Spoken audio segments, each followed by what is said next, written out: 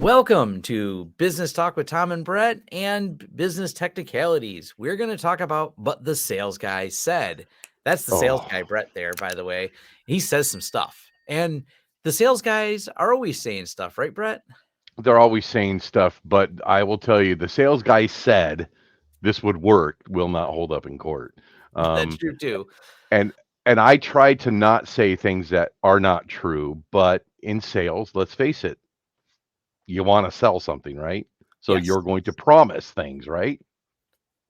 It's trying to keep these promises very rational and like the sales engineering side versus the sales side. We're going Mhm. to keep this in narrowed in scope to tech, but we're going to talk about two aspects here. One, when you're selling your customers, or two, when you're being sold to. And we're going to Mhm. start with that one because this has been always a problem when you're testing out products because the sales guy said sunshine and rainbows and this product will be absolutely amazing. And sales guys can be very charismatic. That's often one of the reasons they're hired is their ability to be liked. But you have Right. to really take an objective look and go, first, is this a product market fit for what I do? Does it solve a pain point? Does it add an efficiency to my business? That's all good. Once you figure those things out, the next step is, does it actually do what the sales guy says? And Proof that's of pretty. concepts. Yeah, proof of concept, POC.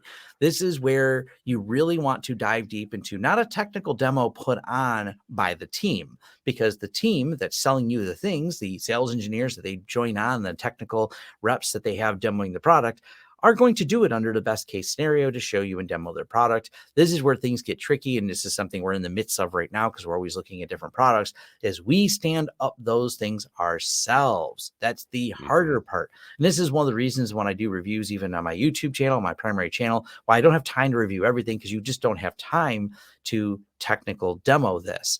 I had Right. commented before when we were talking about different filtering products of, even a small test for us, we're doing it on 100 different endpoints at a time. So we actually pitted, I think we actually did 200 with one product, Yep. another 200 with another product, and left the rest of our fleet on there so we could do this comparison between existing product and how the filtering works with two different products. And of Right. course, the sales guy said it would all work great. We learned there were some issues in between that didn't. And that's where these proof of concepts are so important. You can't just say that sales guy said. You have to really do your due diligence on there and make sure you test some of the more complicated environments you have for any of the things that you're doing. It's, when you being an MSP doesn't just mean that you're making money, right? You actually have to do things and you have to be your product has to work for that client in their time of need. And that's not the time to find out it doesn't work. So when you're looking at products, when you're looking at the different things, because you're getting flooded with so many different people saying our product will work for you. Well, guess what? You better prove it'll work for you and not them proving it, you proving it. That's why I love being a part of Lawrence Systems because Tom set up so many different fail safes within the company to prove it, proof of concept's important. And he does it. And we do it as a team here every day. We're testing things. And some of these sales guys really get frustrated when they're talking to us because we break their programs all the time. Right. Now, here's the way we flip it on the other side. You, if you're an MSP or an IT person watching this channel, you're probably someone who has to sell your services and product. Hmm. And this is where we're never afraid to, really talk through. And occasionally this does lead to something we charge to do is standing up these proof of concepts Hmm. for things for, can we solve this problem? The first answer is always, of course, yes. That's the first thing. Yes, of course we can solve those We problems. can But solve everything. we solve everything. But an easy example I just did the other day was a storage consulting project. And this is why we bill for the storage consulting when we do things is they have their existing use case. I walked them through some scenarios of how I think we can solve the problem, suggestions for tuning it. Then on my side, I also went and set up in our lab, and this is all part of the paid consulting needed to really see if we could provide a solution. And this is where people get a little confused that yes, sometimes you have to charge for your time to Hmm. sell it, but you're bringing value. You're not just charging to talk to these people, you're bringing some value back. So the value I brought back to them was having a lab where I explained this is how we would configure it. I spent a few minutes configuring my lab into a similar configuration for them.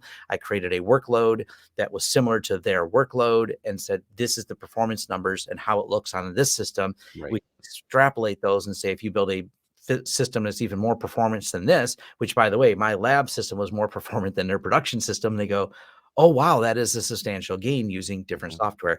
So you do the same things. You figure out where it is for your client, how you can possibly demo some of it, and not everything has to be charged. I mean, sometimes you can do some things for free, but overall, it is not a outrageous idea to charge for your time to set up some proof of concept before they signed a longer term contract with you.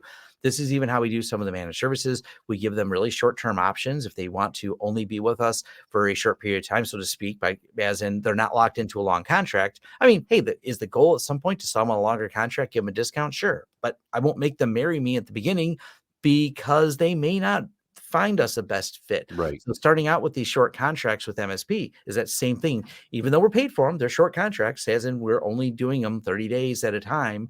Those people go, that's an interesting concept, but it also helps us. How many more bids do we win doing it this way, Brett?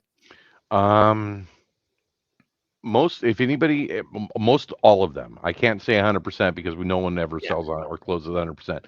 We're at the 80 percentile right now with customers that we talk to that are looking for a change. And when we talk about what we do here, they're all in. Yeah. And once you get them on, even if it's a 30-day commitment, they're now an engaged customer. And you then have the opportunity, if they are interested, to sell them on a longer term contract. But once you have them Right. in there, they don't wander off. Once you provided you actually do the thing you said you're going to do. Yeah. And this is that nervous nature, because too many MSPs, in my opinion, and like I said, this is my opinion. This is how I run my business. You can tell me I'm completely wrong down in the comments below, and it's fine. But the way we do things is we will go out there, we pitch it to them like this, and then we are engaged with them. They're working through a system because there's this nervousness of, I don't know, do I want to commit for a year? He seems nice on YouTube, which gives me an advantage. I know. But when they first meet you, if you're not like me and have YouTube, because not many people do, I get it. And it's not like I'm pushing that as a sales process, but you meet them, you engage with the client, and then you hand them a contract. Let's get married for a year. Well, what about Hmm. if I don't like you? Well, we're married for a year. I guess in a year we can reassess that.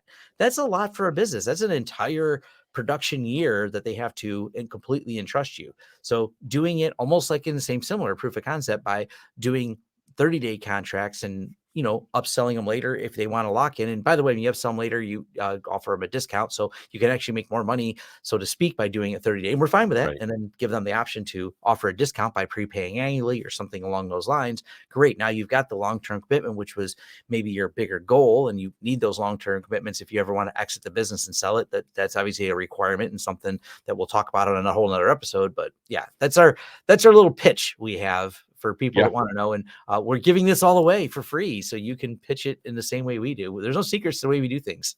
None whatsoever. So hopefully you found that helpful.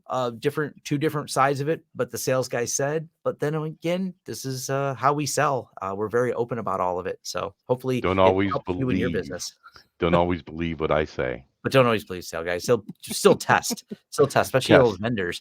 Vendors are pesky like that. So make sure you do a lot of your own proof of concept testing, but take that knowledge and think about how you sell it to your customers, and have a great day.